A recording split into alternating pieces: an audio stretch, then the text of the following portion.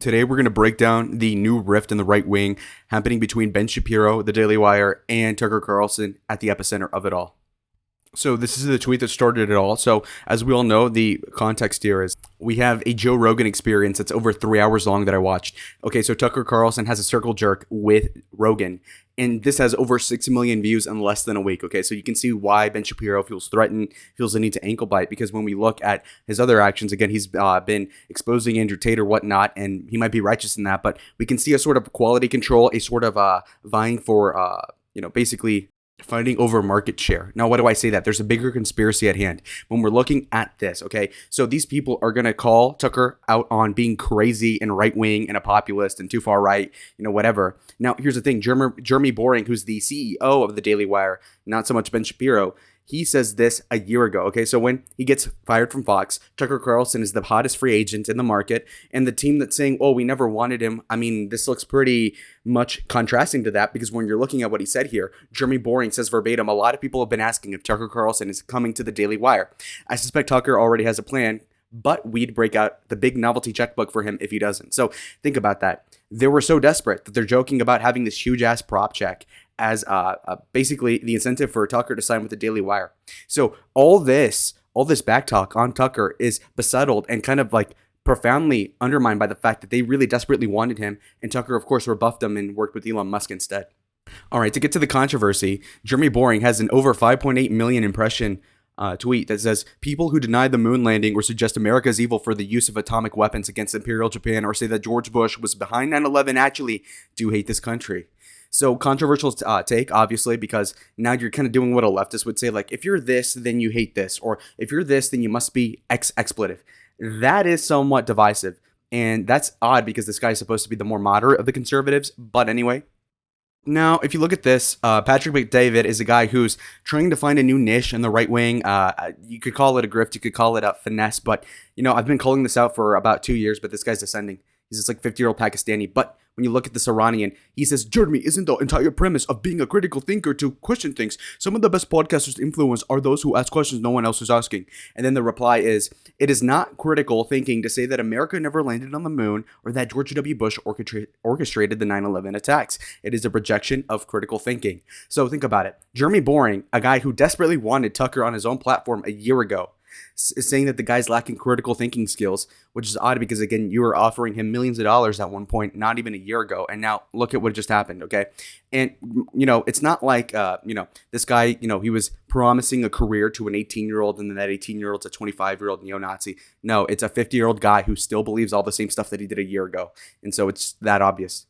So I'm just pre-screening the Ben Shapiro rebuttal to the Joe Rogan appearance by Tucker Carlson. And this is one of the upcoming arguments that I wanted to parse through with you folks watching right now. He's going to say ostensibly that there's a moral qualification that Tucker has for America that he doesn't have for other countries. And I'm going to explain to you why he's completely off about that. Go ahead. When it comes to the moral calculus of leaders killing people, that's the realm of normal politics. So, for example, he will downplay Vladimir Putin's evil in killing his political opponents and invading sovereign countries and killing civilian populations in those sovereign countries by basically saying all leaders kill people. When it comes to ending World War II by dropping the bomb in Hiroshima and Nagasaki, which did bring an end to the war, that is a moral stain, a moral blight that America simply has been corrupted by. So here he was talking about Vladimir Putin killing people. Again, this is just a couple of months ago. You should challenge some ideas. For instance, you didn't talk about freedom of speech in Russia. You did not talk about Navalny, about assassinations, about the restrictions on opposition in the coming elections. I didn't talk about the things that every other American media outlet talks about. Why? Yes, this because is my those question. are covered, and because I have spent my life talking to people who run countries in various countries and have concluded the following: that every leader kills people, including my leader. Every leader kills people. Some kill more than others. Leadership requires killing people. Sorry. That's why I wouldn't want to be a leader. Because that's very blasé about leaders killing people. But when it comes to ending World War II, then all of a sudden the United States bears the stain of a giant blood guilt that can never be alleviated. Okay, so Ben Shapiro misses a big point. Now, again, Tucker isn't as smart as I am, so he doesn't explain it as well as it ought to be. But as his defense attorney for this scenario, I will say this, okay? So what he's claiming is that, yes, Navalny was, let's say, killed by Putin or whatever have you, and that there's atrocities committed by these imperial Japanese quasi-like governments in Nazi Germany, whatever.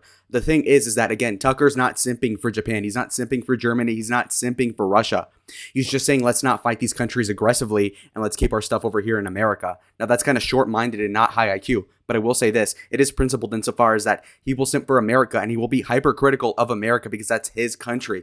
And so when America does kill a ton of civilians, in his opinion, then it's something that he holds as an original sin, as Ben Shapiro claimed, even though he's Jewish, he's using a Catholic concept. But this analogy does fit the paradigm we're talking about morality-wise, okay? So we have an original sin due to bombing civilians in Dresden and in Tokyo or whatever have you, Hiroshima and Nagasaki, okay?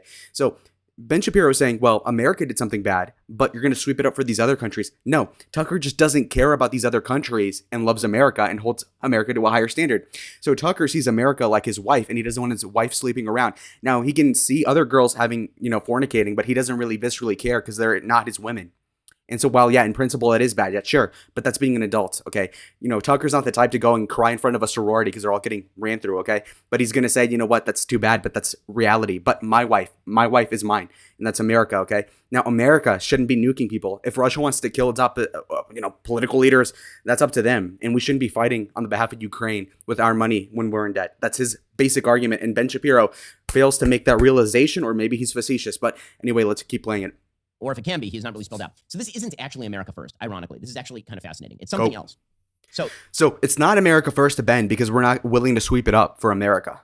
When in reality, you're being hypercritical of America by caring about it and the morality of its military actions, and also saying we shouldn't be wasting the blood of the country that we're living in over military conflicts that are in vain. That is the argument. That is America first. And you could argue the semantics of it as Ben is doing, but it's not working. So the America First movement, right, which is the isolationist movement that was very well trafficked and very popular in 1939, 1940 before it took a late turn into overt anti-Semitism. It actually had a lot of prominent Americans early on because in 1939, 1940, it was very unclear whether the United States needed to get involved in the war. The case that was being made by interventionists was that Britain was about to fall. If Britain fell, then Germany would dominate the entire continent of Europe. And then it could take its time. It could build up its naval resources. It would take control, for example, of the British Navy. And then it could threaten the United States. That was the case interventionists were making. Isolationists were saying we are very far away from Europe. There's no reason for us to be involved. Remember the last time we got involved, a lot of Americans died. Many prominent Americans were members very early on of the America First movement, including, for example, JFK and Gerald Ford when they were young men. Charles Lindbergh, who's most associated with America First, was not formally associated with America First until about 1941. That's when he formally joined the America First movement. But there's something that should be said here about American isolationists prior to World War II. Those American isolationists, generally, their worry was not that America's involvement would be bad for the world. Their worry was that Europe's wars would harm America, that America was a pristine place we need to build up at home, that America had to focus in on itself and keeping itself pristine from the old world politics. We didn't want to get involved in the balance of power jousting that happened in Europe all the time. Instead, we needed to keep ourselves safe because America is better, not because America is worse. But Tucker is saying something else. He's saying that America is and has historically been a nefarious force in foreign policy, which is actually a left-wing argument from the 1960s, that America bears blood guilt.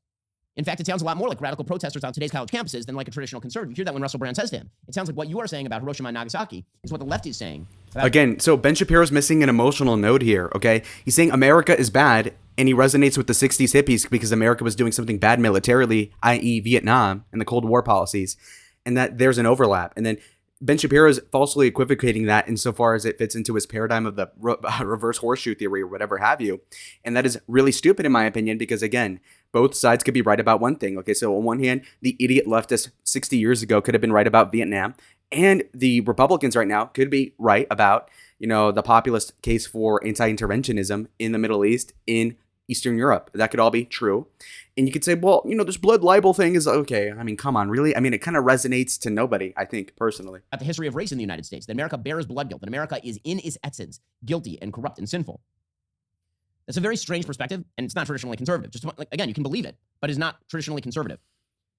Tucker's narrative does have one important... See, who cares if it's actually conservative or not? It's about who is actually right. It'd be really stupid to say, well, 1 out of 10 things is not conservative in like historiography, and therefore I'm going to just not believe it. I mean, this appealing to authority of conservatism is asinine. When Ben Shapiro is known for being a more moderate Republican as compared to, let's say, Tucker. I mean, I don't know. It doesn't line up. Utility. It makes him the go-to source for everything. So to get back to his just asking questions. In this unfalsifiable world, right, where you can't trust anything, you can't believe what you see, you can't believe evidence provided because everybody's lying to you, and counter evidence is unnecessary because they hid all of it.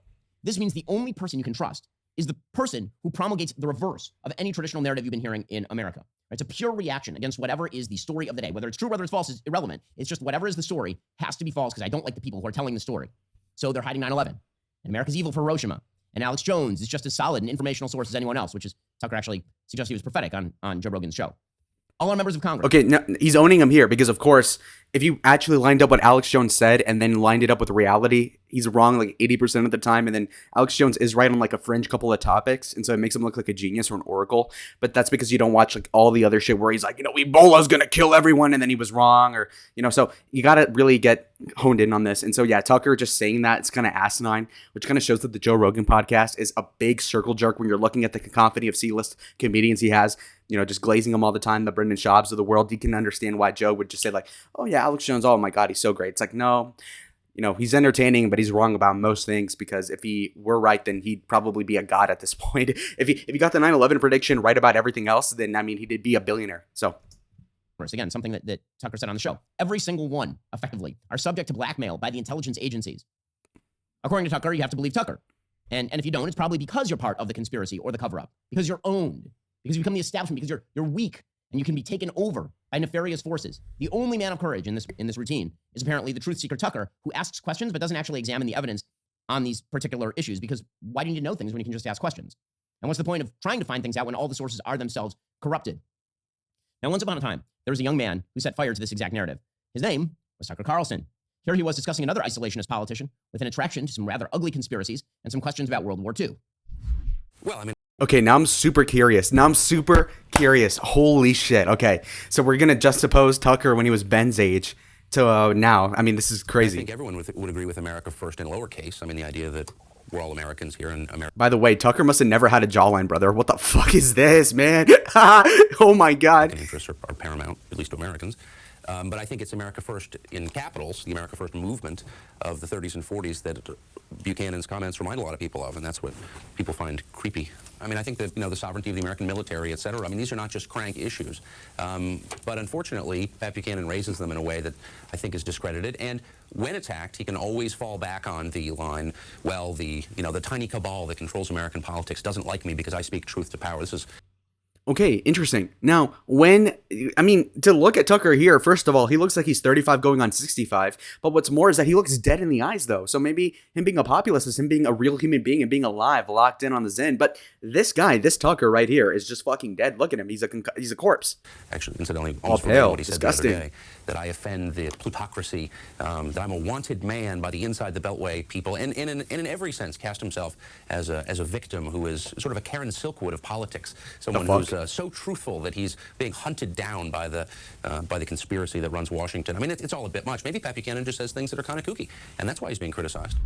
Dude, that's super ironic. Okay, Ben did get him there. Okay. Tucker Carlson. Are you tired of the lies? Okay, he got him. So in review, there's a little mini civil war going on. We saw this earlier with Candace Owens versus Ben Shapiro and the Daily Wire over the topic of Zionism, Israel, Palestine. And it's pretty obvious that Ben Shapiro is using some bad faith tactics, I think, to kind of disarm the conservative nature of Tucker and for him to be discredited. And it is seemingly an ankle-biting measure when we're looking at Jeremy Boring antagonizing somebody like Tucker on the behalf of Ben or vice versa, when in reality we're looking at a situation in which we see a guy in Tucker who was being almost signed to the Daily Wire a year ago, but apparently he rejected them from what I can read.